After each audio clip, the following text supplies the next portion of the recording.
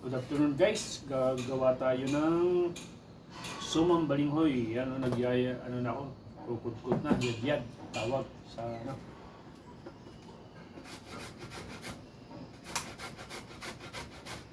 Kung balinghoy na to, nabili ko kanina sa market dito sa Chile, 6 na kilo, gagawin kong suman.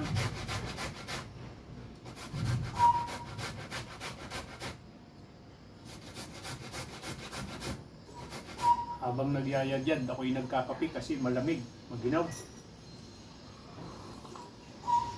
Lalo medyo umulan ngayon dito sa Chile. Umulan siya. Malamig. Ramdam na talaga ang ano, lamig. Winter ngayon dito sa Chile. Ito, ang dami ko pang ano, pupud ko rin, nayadya rin. Itong suma na to, pina-order ko sa mga kapwa ano din, Pilipino na nandito sa Chile. Sila ang mga bumibili.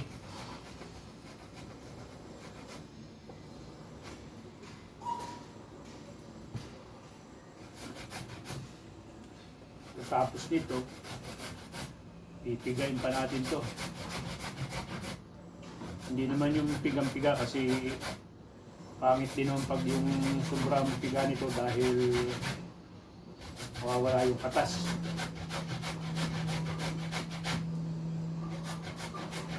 Kasi hindi naman mapait kahit makatas siya. Ang kaya pumapait gawa nung ano, yung pinakang ibuto dito pag naisama. Kaya pag nagyayadad ako, hindi ko sinasagad talaga. Dahil natitira yung ano. Pag malapit na doon sa may pinakang ibutod niya, hindi ko na niyayad-yad.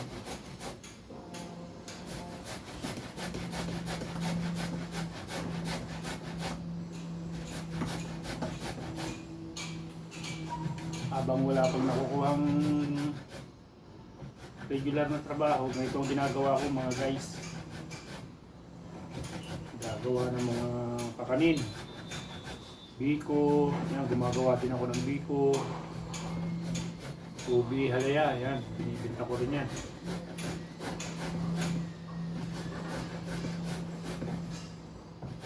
Atsara, magawa din ako ng atsara.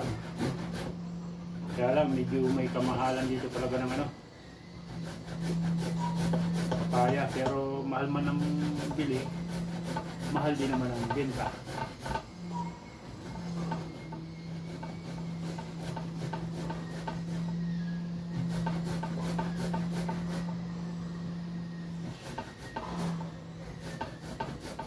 So ito guys, lulutuin na tapos i-stock ko sa freezer. Tapos pag may order, i-steam na lang ulit.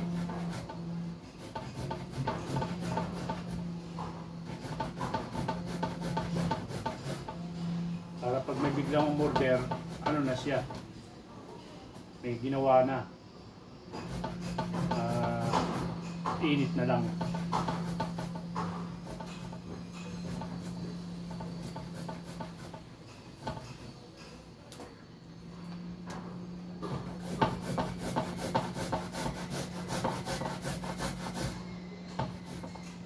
Itong balinghoy guys, ano pa to, mga peruano rin binibili, mga galing Pampero. Karamihang gulay dito galing yung Peru eh, pero marami rin dito tanim sa Chile, sa farm. 2 buwan kalahati rin ako nagtrabaho sa farm dito sa Chile, mga gulay.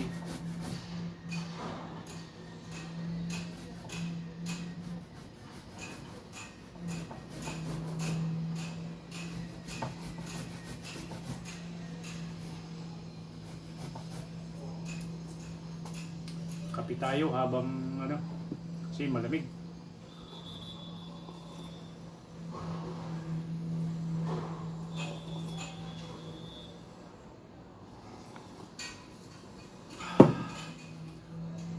update ko na lang kayo guys pag ako'y babalot na lang So guys, lalagyan ko na ng ingredients ang ating gagawing suman na kasaba. Ito. Lalagyan na natin ng gata. Nalagyan ko na siya ng 2 cups na gata. Kailangan sa 2 kilo, 1 cup na gata ang ilalagay ko. Ay nalagyan ko na siya ng 2. Bali, 6 na kilo to, kaya kulang pa ng 1 cup.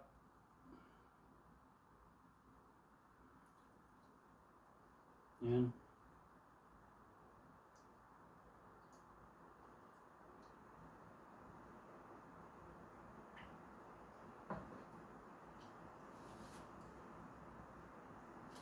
One cup.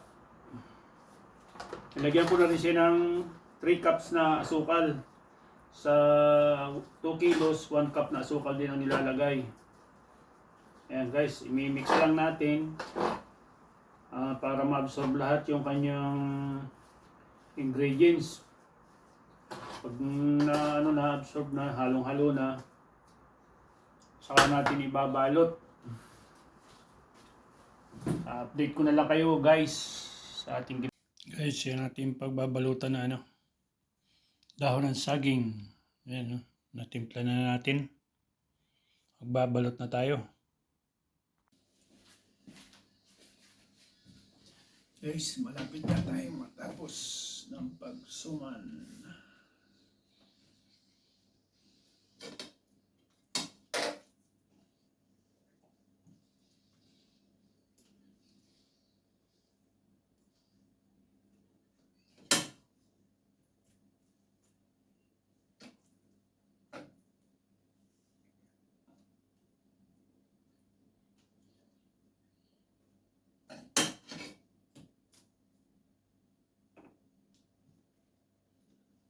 Ito lang ang pagbalot.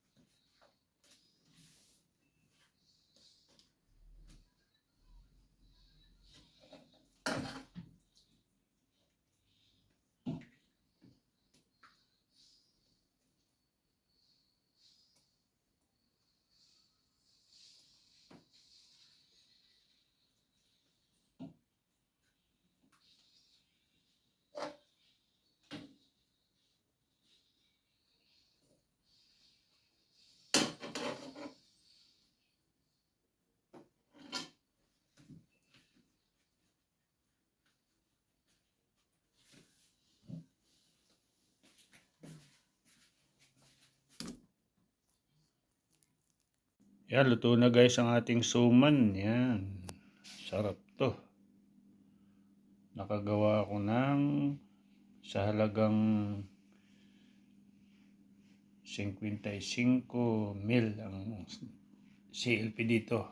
55 CLP. 55 mil.